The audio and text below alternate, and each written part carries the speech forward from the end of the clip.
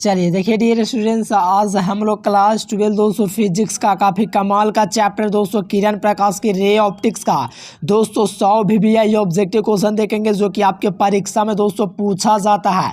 तो पूरा क्वेश्चन को एकदम याद कर लीजिएगा। इस चैप्टर से आप लोग का 215 नंबर का ऑब्जेक्टिव पूछा जाता है। अगर इस वीडियो को पूरा देखते हैं 15 नंबर आपके एग्जाम के लिए फिक्स हो जाता है। तो चलिए डियर स्टूडेंट वीडियो को स्टार्ट करते हैं। उससे पहले चैनल से पहली बार जुड़े तो चैनल को जरूर से सब्सक्राइब कर लिए और जो विद्यार्थी PDF पर नोट्स नहीं खरीदे हैं इस नंबर पर कांटेक्ट करके ऑल सब्जेक्ट का जरूर से ले लीजिएगा। एग्जाम में 100% लर्निंग की गारंटी है। चलिए पहला क्वेश्चन दोस्तों, पहला नंबर क्वेश्चन है दोस्तों कि प्रकाश वर्ष किसका दोस्तों मात्रक होता है। प्रकाश वर्ष किस भौतिक राशि का मात्रक है बताइए।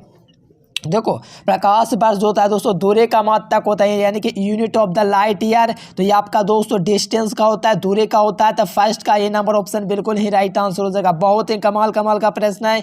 टोटल क्वेश्चन को आप लोग याद कर लीजिएगा।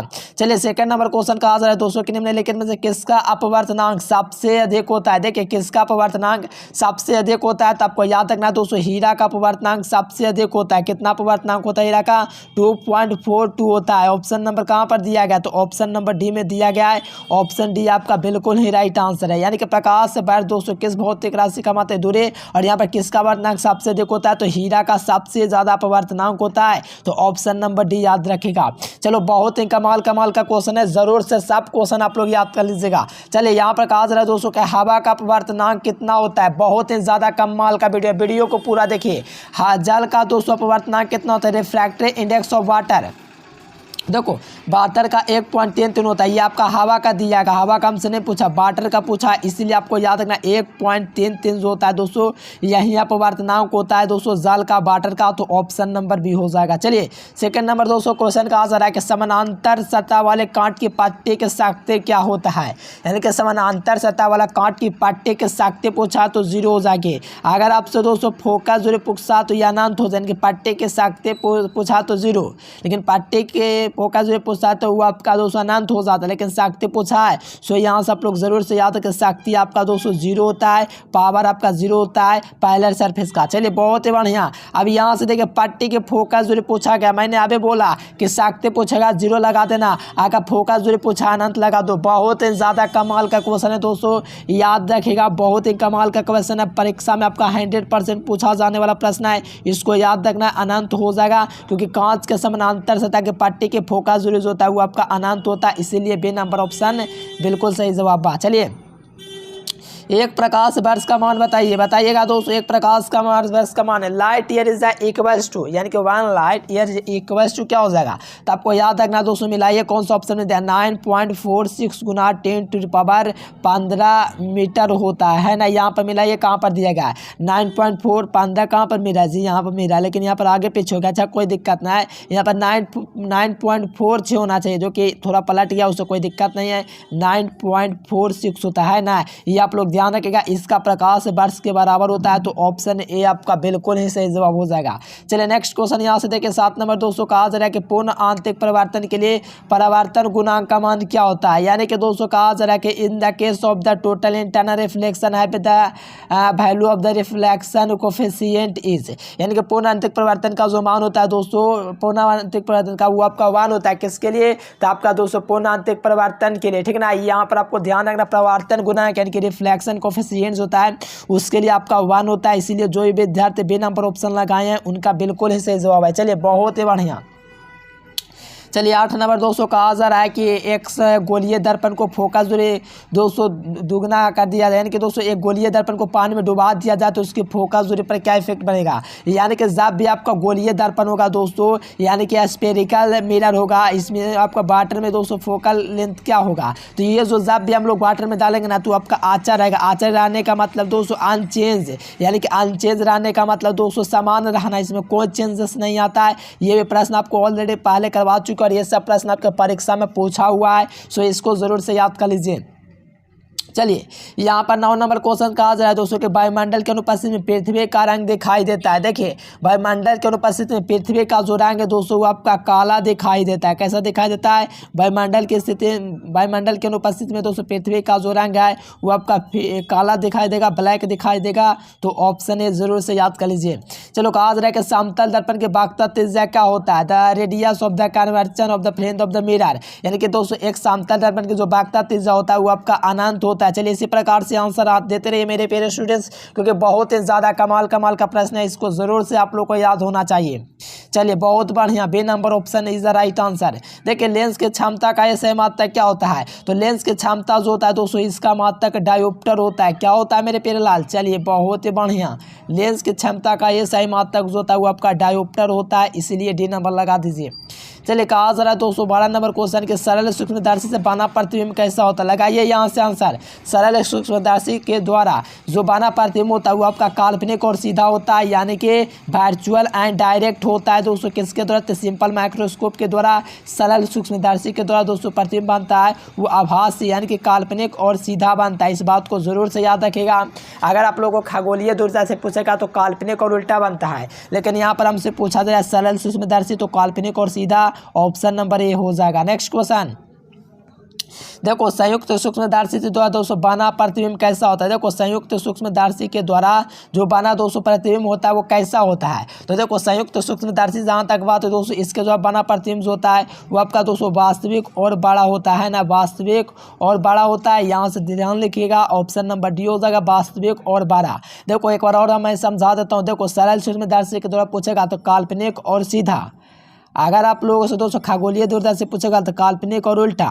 अगर संयुक्त सूक्ष्मदर्शी पूछेगा तो काल्पनिक वास्तविक और बड़ा हो जाएगा, है ना। तो ऑप्शन डी याद रखिए। चलिए बहुत ही कमाल का क्वेश्चन कर रहे हैं। चैनल को जरूर से सब्सक्राइब कर लीजिए जो विद्यार्थी पहली बार जुड़े हैं।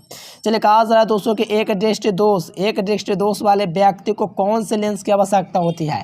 देखो एक दीर्घ दृष्टि दोष है दोस्तों, तो उसको कौन सी लेंस की आवश्यकता पड़ेगा? देखो अवतल इसके लिए दोस्तों हम लोग क्या कहते हैं? निकट दृष्टि दोष का यूज़ करते हैं। तो अवतल तो कल्पना भी मत करना। देखो उत्तल हो जाएगा क्योंकि दीर्घ दृष्टि दोष के लिए करते हैं। देखो बेलनाकार के लिए आपका होगा नहीं, क्योंकि बेलनाकार के लिए क्या कहते हैं? अबिंदुकता का यूज़ करते हैं।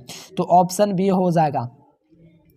चलो जो विद्यार्थी PDF नोट्स नहीं लिया जरूर से ले लीजिएगा दोस्तों, 100% एग्जाम में लड़ेगा क्वेश्चन। चलिए यहाँ पर देखिए 15 नंबर क्वेश्चन देखिए, कहा जा रहा है दोस्तों कि सामान्य संयोजन में खगोलीय दूरदर्शी के नली की लंबाई क्या होता है? देखो लंबाई पूछा है, क्षमता पूछेगा तो बाटा में कर देंगे, लंबाई पूछा है प्लस में कर दो, FO प्लस FE कर दो, और यहाँ पर ऑप्शन नंबर डी लगा दीजिए। चलिए यहाँ पर कहा जा रहा है कि दोस्तों के प्रकाशिक तंतु प्रयुक्त होता है। देखिए प्रकाशिक तंतु का जो उपयोग करते हैं दोस्तों टोटल इंटरनल रिफ्लेक्शन में करते हैं। Which of the following use the optical fibre, यानी कि ऑप्टिकल फाइबर का यूज़ किया जाता है। चलिए जी बहुत ही बढ़िया आंसर दे रहे हो एकदम, टोटल इंटरनल रिफ्लेक्शन, ऑप्शन ये हो जाएगा। नेक्स्ट क्वेश्चन कहा जा रहा है दोस्तों 17 नंबर क्वेश्चन कि प्रिज्म द्वारा दोस्तों प्रकाश को 7 रंगों में तोड़ने की क्रिया को क्या कहते हैं? देखो प्रिज्म के द्वारा प्रकाश को 7 रंगों में तोड़ने की क्रिया को हम लोग बाण विक्षेपण कहते हैं। क्या कहते हैं? बाण विक्षेपण कहते हैं। इसीलिए ऑप्शन नंबर सी आपका बिल्कुल राइट आंसर है ना जी। बहुत ही बढ़िया क्वेश्चन है। देखो आकाश का रंग नीला दिखने का कारण क्या है? देखिए आकाश का जो रंग है दोस्तों ये नीला दिखता है, क्या कारण है? तो उसका कारण एक ही है दोस्तों, यानी कि प्रकाश का प्रकीर्णन, यानी कि the colour of the sky is blue dies to, यानी कि प्रकाश का रंग दोस्तों नीला दिखाई देता है कुछ, क्योंकि उसका कारण भी दोस्तों प्रकाश का प्रकीर्णन है, ऑप्शन सी। चलिए दृश्य प्रकाश रंग के लिए क्या होता है? देखिए दृश्य प्रकाश के रंग का कारण क्या है? तो दृश्य प्रकाश के रंग का कारण जो होता है इसका तरंगदैर्घ्य जो होता है, इसीलिए ऑप्शन नंबर ए है तरंगदैर्घ्य, ऑप्शन ए। चलिए यहाँ पर कहा जाए दोस्तों कि सूर्य प्रकाश का स्पेक्ट्रम कैसा होता है? यानी कि सूर्य प्रकाश का जो स्पेक्ट्रम होता है दोस्तों वो आपका सतत स्पेक्ट्रम होता है। क्या होता है? सूर्य प्रकाश का जो स्पेक्ट्रम होता है वो आपका सतत होता है। तो ऑप्शन ए लगा दीजिए, कंटिन्यूअस स्पेक्ट्रम हो जाएगा, the spectrum of the sunlight, इनके सूर्य प्रकाश का जो दोस्तों जो स्पेक्ट्रम होता है वो आपका सतत होता है, ऑप्शन ए। चलिए बहुत ही बढ़िया क्वेश्चन है, जरूर से याद कर लीजिए दोस्तों। देखिए कहा जा रहा है कि जब हम किसी वस्तु को देखते हैं तो रेटिना पर बनने वाला प्रतिबिंब कैसा होता है? देखो बहुत ही बढ़िया क्वेश्चन है। देखो जब हम कोई वस्तु को देखते हैं, जैसे कि हम लोग पढ़ रहे हैं, तो उसका प्रतिबिंब दोस्तों हमारे आँख पर कैसा है? वास्तविक और उल्टा बना, यानी कि हम लोग देखिए आप लोग ये आईना वगैरह का भी यूज़ कीजिए, उल्टा बनता है। है कि नहीं। जैसे आप लोग देख रहे हो, क्या आपकी आंख में जो दिख रहा है क्या हम लोग उसकी आंख के देखो पढ़ सकते, उल्टा दिखाई देगा। यानी कि किसी वास्तु को रेटिना के द्वारा बना प्रतिबिंब होता है वास्तविक और उल्टा होता है। चलिए यहाँ पर कहा जा रहा है कि संयुक्त सूक्ष्मदर्शी के नली की लंबाई बनाने पर उसकी आवर्धन क्षमता क्या होगी, तो ये आपका इंक्रीज करेगा। तो कहा जा रहा है कि मैग्निफिकेशन पावर ऑफ द दोस्तों increasing the table tube the length of the compound microscope, तो याद रखना बढ़ेगा। चलिए 23 नंबर दोस्तों क्वेश्चन है कि उत्तल लेंस के द्वारा निम्नलिखित में से कौन सा दृष्टि, चलिए उत्तल लेंस द्वारा दोस्तों किस दृष्टि दोष को दूर किया जाता है, तो आपको याद रखना उत्तल लेंस के द्वारा दूर दृष्टि दोष को दूर किया जाता है। अगर अवतल लेंस पूछेगा तो निकट दृष्टि दोष और अभिमुखता तो बेलनाकार के लिए होता है, जरा फोकल तो होगा ही नहीं।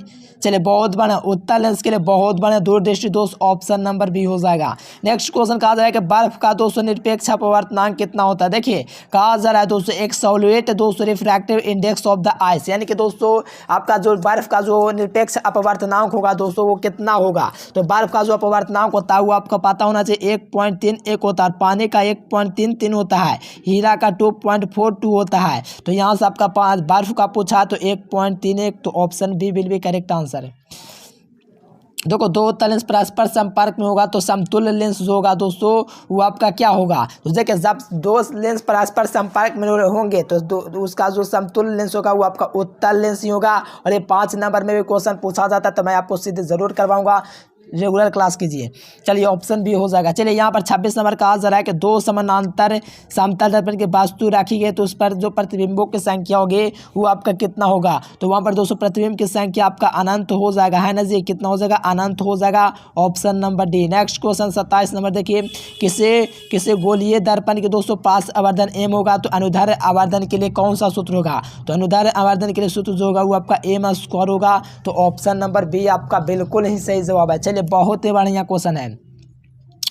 चलिए यहाँ पर मानव नेत्र की विभेदन क्षमता क्या होता है। देखिए मानव नेत्र की जो विभेदन क्षमता होता है दोस्तों वो आपका कितना होता है, the power resolving of the दोस्तों ह्यूमन आइज, यानी कि मानव नेत्र की जो विभेदन क्षमता होता है दोस्तों वो आपको पता होना चाहिए 60 सेकंड का होता है। तो ऑप्शन नंबर बी हो जाएगा। और जो विद्यार्थी PDF नोट्स नहीं खरीदे इस नंबर पर आप लोग कॉन्टेक्ट करके ऑल सब्जेक्ट का PDF नोट्स जरूर लीजिए, एकदम 100% एग्जाम में लड़ेगा। चलिए यहाँ पर कहा जाए किसका अपवर्तनांक सबसे अधिक होता है, तो देखो किसका अपवर्तनांक सबसे अधिक होता है तो आपको पता होना चाहिए हीरा का अपवर्तनांक होता है दोस्तों 2.4 जो कि सबसे अधिक होता है ना, तो ऑप्शन सी हो जाएगा। देखो हीरा का अपवर्तनांक कितना, देखो हीरा का प्रैक्टिकल एंगल कितना होता है, देखो पहले पानी का जान लो फिर हीरा का जानना फिर आपको आंसर पता चल जाएगा। देखो 48.75 जो होता है दोस्तों ये आपका पानी का होता है, और हीरा का जो रिफ्रैक्टिव एंगल होता है दोस्तों डायमंड का वो आपका दोस्तों 24 पॉइंट, ध्यान दीजिएगा 24.41 होता है, यही होता है दोस्तों आपका किसका, तो हीरा का। तो हीरा का ही पूछा गया तो option A is the right answer है। देखो जल का क्रांति कोण अभी हम आपको बताएं जल का क्रांति कोण कितना होता है, 48.75 जो होता है दोस्तों ये आपका जल का होता है। सो यहाँ पर आप लोग देख लीजिए ऑप्शन डी में दिख रहा है, बहुत इजी क्वेश्चन है। देखो पातले प्रिज्म के द्वारा दोस्तों न्यूनतम विचलन कोण कितना होता है, पातले प्रिज्म के द्वारा न्यूनतम विचलन कोण जो होता है दोस्तों μ-1 इंटू ए होता है। क्या होता है, μ-1 इंटू ए होता है। यह पातले प्रिज्म के द्वारा उत्पन्न दोस्तों आवर्धन होता है, μ-1 इंटू ए होता है। तो option C will be right answer. चलिए यहाँ पर 33 नंबर क्वेश्चन है कि प्रकाश के अपवर्तन में निम्नलिखित में से कौन सी राशि नहीं बदलती। देखिए प्रकाश के अपवर्तन में कौन सी राशि नहीं बदलती है, तो देखो आवृत्ति जो होता है फ्रीक्वेंसी आपका अनचेंज रहता है, यानी कि वो नहीं बदलता। कौन, तो आवृत्ति कभी भी नहीं बदलता है। इस बात को जरूर से याद कर लीजिए, गौर फरमा लीजिए, ऑप्शन डी आपका बिल्कुल सही जवाब है। चलिए नेक्स्ट क्वेश्चन यहाँ से देखिए, सरल सूक्ष्मदर्शी की क्षमता क्या होती है। देखिए जो सरल सूक्ष्मदर्शी होता है दोस्तों उसकी क्षमता क्या होता है, और D1 + D/F जो होता है यही होता है सरल सूक्ष्मदर्शी, ठीक ना। तो इस बात को जरूर से याद कर लीजिए। देखो यहाँ पर कहा जा रहा है दूरदर्शी, देखो खगोलीय दूरदर्शी जो होता है उसके लिए आपका क्या सही है, अगर फिगर वगैरह देखोगे उसमें खगोलीय दूरदर्शी जो होता है F0 होता है वो आपका दोस्तों ग्रेटर देन FE होता है, यानी कि F0 जो होता है बड़ा होता है FE से, यानी कि आप लोग देख लीजिए कहाँ पर आपको मिल रहा है। चलो जी देख लो ऑप्शन बी में मेरा लगा, हाँ ऑप्शन बी आपका बिल्कुल सही जवाब हो जाएगा। चलो संयुक्त सूक्ष्मदर्शी, देखो संयुक्त सूक्ष्मदर्शी में बराबर हो जाता है F0 = FE, तो यहाँ से देख लीजिए आपका बराबर ऑप्शन सी में है। क्षीणता को मापने के लिए दोस्तों आपका कौन सा मात्रक यूज़ होता है, तो डेसिबल का यूज़ होता है ना। क्षीणता को मापने के लिए किसका यूज़ करते हैं, तो डेसिबल का यूज़ करते हैं। और प्रतिरोध का ओम होता है, धारा का एम्पियर, वोल्ट विभवांतर का। Option A. नेक्स्ट क्वेश्चन देखिए, कहा जा रहा है दोस्तों एक व्यक्ति के आँख के लेंस की फोकस दूरी कितना होता है, तो आँख के लेंस की फोकस दूरी 2 सेंटीमीटर होता है। कुछ विद्यार्थी कहेगा 25 सेंटीमीटर, नहीं जी, आपका न्यूनतम मानव नेत्र के आँख के लेंस की जो न्यूनतम होता है दोस्तों 25 सेंटीमीटर होता है, लेकिन फोकस दूरी जो होता है मात्र 2 सेंटीमीटर होता है। चलिए समायोजन देखो, यहाँ पर आपका क्या पूछा जा रहा है, लंबाई पूछा जा रहा है। तो यहाँ पर FO प्लस FE का सूत्र लगाइए मेरे प्यारे स्टूडेंट्स, और लगाइए कौन सा ऑप्शन में है। चलिए बहुत बढ़िया, ऑप्शन नंबर डी में। नेक्स्ट क्वेश्चन कहा जा रहा है कोणीय वन विक्षेपण बराबर क्या होता है। देखिए कोणीय वन विक्षेपण जो होता है वो आप क्या होता है, म्यू भी जो होता है दोस्तों माइनस म्यू आर जो होता है इंटू में आपका ए होता है। यही आपका वन विक्षेपण होता है दोस्तों, किसके लिए, कोणीय वन विक्षेपण के लिए। चलो जी ऑप्शन ए। प्रकाश का वेग महत्तम होता है। देखिए प्रकाश का जो वेग होता है दोस्तों, the speed of the light is maximum, इनके प्रकाश का वेग महत्तम होता है तो कहाँ होता है, तो निर्वात में होता है। नहीं, यानी कि निर्वात में जो है दोस्तों आपका प्रकाश का वेग महत्तम होता है, तो ऑप्शन नंबर डी हो जाएगा। नेक्स्ट क्वेश्चन देखिए, यहाँ से निकट दृष्टि दोष के लिए निम्नलिखित में से कौन सा लेंस यूज़ किया जाता है, तो निकट दृष्टि दोष के लिए हम लोग अवतल लेंस का यूज़ करते हैं। किसका दोस्तों, अवतल लेंस का, है ना जी, बहुत ही बढ़िया क्वेश्चन है, अवतल लेंस ऑप्शन ए हो जाएगा। नेक्स्ट क्वेश्चन देखिएगा 243 नंबर, कहा जा रहा है कि यौगिक सूक्ष्मदर्शी की नली की लंबाई बढ़ाने पर उसकी आवर्धन क्षमता क्या होती है। देखिए यौगिक सूक्ष्मदर्शी की नली की लंबाई बढ़ाने पर उसकी आवर्धन क्षमता है दोस्तों वो आपका बढ़ता है। क्या होता है दोस्तों, बढ़ता है, तो ऑप्शन ए हो जाएगा। नेक्स्ट क्वेश्चन देखिएगा, प्रकाशिक पथ बराबर क्या होता है, तो प्रकाशिक पथ जो होता है अपवर्तनांक गुना पथ लंबाई होता है, अपवर्तनांक गुना पथ लंबाई ऑप्शन ए में है। मिला लीजिए, प्रकाशिक पथ बराबर जो होता है अपवर्तनांक गुना पथ लंबाई होता है, और यहाँ पर आप लोग मिलाइएगा तो ऑप्शन नंबर ए हो जाएगा। चलिए, वास्तु से छोटा और आभासी प्रतिबिंब निम्नलिखित में से किस दर्पण के द्वारा प्राप्त किया, यानी कि वास्तु से छोटा और आभासी, तो एकदम अगला क्वेश्चन है जी, अगला क्वेश्चन है। वास्तु से छोटा और आभासी दोस्तों उत्तल लेंस से बनता है, कौन सा, उत्तल दर्पण से। चलिए यहाँ पर देखिए, तरंगदैर्घ्य का मान बढ़ने से अपवर्तनांक का मान घटता है। ये कोशिका समीकरण आप लोग पढ़े होंगे, ए प्लस बी बटा लेमडा स्क्वायर, याद कीजिए, सी बटा लेमडा की घात 4 प्लस डी बटा लेमडा की घात 6, इस प्रकार से जो होता है ये आपका कोशिका समीकरण होता है। इसमें तरंगदैर्घ्य का मान बढ़ने से अपवर्तनांक का मान घटेगा, घटेगा का मतलब है option number A. Next question देखिए, वास्तु से बड़ा और आभासी प्रतिबिंब किस बार दर्पण से बनता है। वास्तु से आभासी और दोस्तों किस दर्पण के द्वारा बनता है, वास्तु से बड़ा आभासी प्रतिबिंब है वो आपका अवतल दर्पण से बनता है। चलिए, ऑप्टिकल फाइबर का दोस्तों केंद्रीय भाग को क्या कहते हैं, तो ऑप्टिकल फाइबर के केंद्रीय भाग को हम लोग क्रोड कहते हैं, तो ऑप्शन बी इसका राइट आंसर है। देखिए, जब एक माध्यम से दूसरे माध्यम में प्रकाश प्रवेश करता है तो मुड़ने की घटना को क्या कहते हैं, यानी कि प्रकाश एक माध्यम से दूसरे माध्यम में मुड़ता है तो इसके मुड़ने की जो घटना को कहेंगे दोस्तों, उसको हम लोग अपवर्तन कहेंगे। क्या कहेंगे, अपवर्तन, रिफ्रैक्शन कहते हैं। चलिए, पूर्णांतरिक परिवर्तन तभी संभव है जब आपतन कोण का मान होगा। देखिए, पूर्णांतरिक परिवर्तन का मान तभी संभव है जब दोस्तों क्रांतिक कोण होगा। तो क्रांतिक कोण क्या होगा दोस्तों, तो बड़ा होगा, तभी ये दोस्तों संभव है। ये देखो, ये इजी क्वेश्चन है। देखो यहाँ पर ये क्वेश्चन लगा हुआ है, कॉमन नंबर 51। कहा जा रहा है दोस्तों कि जब प्रकाश कांच में प्रवेश करता है तो इसका तरंगदैर्घ्य क्या होता है। जब प्रकाश कांच में प्रवेश करता है तो इसका तरंगदैर्घ्य जो होता है वो आपका घट जाता है। क्या करता है दोस्तों, घटता है, डिनक्रीज करता है। यहाँ पर गलती से इंक्रीज लिखा गया, डिनक्रीज करेगा, ऑप्शन ए। चलिए, यहाँ पर देखिए, वायुमंडल में किसके परिवर्तन के कारण तारे टिमटिमाते। देखिए, वायुमंडल में कैसा परिवर्तन के कारण दोस्तों तारे टिमटिमाते, तो अपवर्तनांक में परिवर्तन होता है ना, उसके कारण से। ऑप्टिकल फाइबर क्या है, तो आपको पता होगा दोस्तों एक ट्रांसमिशन लाइन है ना, और इसी को एक और लाइन दोस्तों एक वेवगाइड लाइन भी कहते हैं। यानी कि option B and A option दोनों होगा, और B and A option C में है। उत्तल दर्पण द्वारा, देखो उत्तल दर्पण को कहा जाता है, देखो कितना इजी क्वेश्चन आया है। उत्तल दर्पण को हम लोग अपसारी कहते हैं। क्या कहते हैं, अपसारी। देखो अपसारी दोस्तों कहा जाता है। अगर लेंस अगर पूछेगा ना, देखो कोई बच्चा यहाँ पर कंफ्यूज कर जाता है। अगर यहाँ पर पूछता कि उत्तल लेंस को कहा जाता था, अभिसारी करते हैं, लेकिन दर्पण पूछा इसीलिए अपसारी होगी। इस बात को जरूर से याद कर लीजिए, कन्फ्यूज़न नहीं करना है। कुछ विद्यार्थी कन्फ्यूज़न मान लेंगे ऐसा, लेकिन कुछ नहीं है। दर्पण लेंस में काफ़ी अंतर होता है, इस बात को याद कर लीजिए। देखो देखो अपवर्तनांक के लिए कौन सा ही है, तो म्यू एम जो होता है दोस्तों क्या होता है, C/CM होता है। यानी कि ये तो आप लोग जानते हो, किसी माध्यम प्रकाश के चल उसी माध्यम प्रकाश के चल के अनुपात को अपवर्तनांक कहते हैं। तो ऑप्शन है। देखो बर्फ का अपवर्तनांक कितना होता था, मैं आपको शुरू में बतला चुका हूँ, 1.31 जो होता है यहाँ पर बर्फ का होता है। तो ऑप्शन बी। देखो कांच का अपवर्तनांक लगभग कितना होता है, देखिए कांच का जो अपवर्तनांक होता है लगभग 42 डिग्री होता है। कितना होता है, लगभग 42 degree. So option B will be correct answer. चलिए नेक्स्ट क्वेश्चन देखिएगा। तो पानी में हवा का बुलबुला दोस्तों द्वितल की तरह व्यवहार करेगा, तो वो करेगा तो ये जैसे एक कैसा होगा, देखिए पानी में हवा का बुलबुला है कि द्वितल लेंस के व्यवहार करेगा, तो वो होगा, तो ये क्या होगा दोस्तों, तो ये आपका आपसारी लेंस होगा। Option B. कांच के आपतल लेंस को जब पानी में डुबाया जाता है तो या हो जाता है, तो ये जो है दोस्तों कैसा हो जाता है, तो आपको पता होना चाहिए काम अभिसारी हो जाती है, इनकी काम आपसारी। देखो लेंस आता है अपसारी हुआ, इस बात को ध्यान रखिएगा। दर्पण आता तो अभिसारी होता है, इस बात को जरूर से याद करना है। देखो जब श्वेत प्रकाश किरण के ग्लास स्लैब में प्रवेश करता है तो किसमें परिवर्तन होता है, तो किसमें परिवर्तन होता है, तो वेग और तरंग दैर्ध्य में परिवर्तन हो जाता है। तो ऑप्शन नंबर ए आपका राइट आंसर है। चलो एकदम वन शॉट रिवीजन है। चलिए यहाँ प्रकाश के अंदर जब देखो पानी के अंदर हवा का बुलबुला प्रवेश करता है तो व्यवहार करता है, तो कैसा करता है, तो ये आपका दोस्तों अवतल लेंस की भांति व्यवहार करता है। तो ऑप्शन नंबर ये हो जाएगा। नेक्स्ट क्वेश्चन देखो, अभी सारे लेंस को पानी में देखो, अभी सारे लेंस है जिसको पानी में डुबाएंगे तो उसकी क्षमता क्या हो जाएगी, तो उसकी क्षमता घट जाएगी। Option C. देखो किसी संयुक्त सूक्ष्मदर्शी की आवर्धन क्षमता की नली की लंबाई बढ़ाने पर सीधे रूप से बढ़ेगी, क्योंकि किसी भी संयुक्त सूक्ष्मदर्शी की नली की लंबाई बढ़ाने पर उसकी आवर्धन क्षमता सीधे रूप से बढ़ेगी।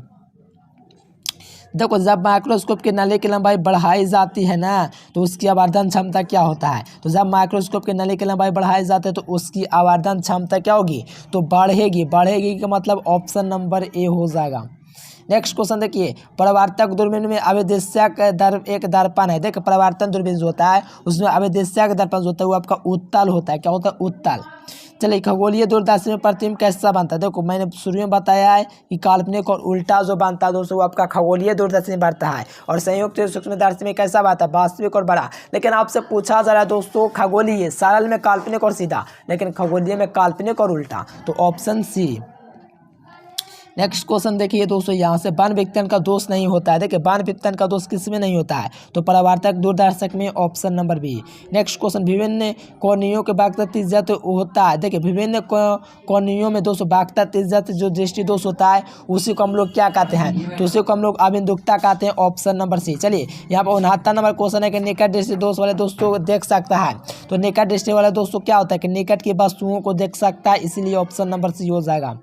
देखो 70 नंबर क्वेश्चन है कि बाइफोकल लेंस का दोस्तों किस दोष को दूर करने के लिए यूज़ किया जाता है, बताइए। वन शॉट रिवीजन, जल्दी जल्दी आंसर दीजिए। देखो बाइफोकल के लिए हम लोग करते हैं जरा दृष्टि दोष, निकट के लिए करते हैं अवतल, दूर दृष्टि के लिए उत्तल, और है ये नहीं। चलिए यहाँ प्रकाश के रंगाकान क्या था, आपको पता है प्रकाश के रंगाकान इसका दोस्तों वेवलेंथ होता है, इट्स वेवलेंथ है।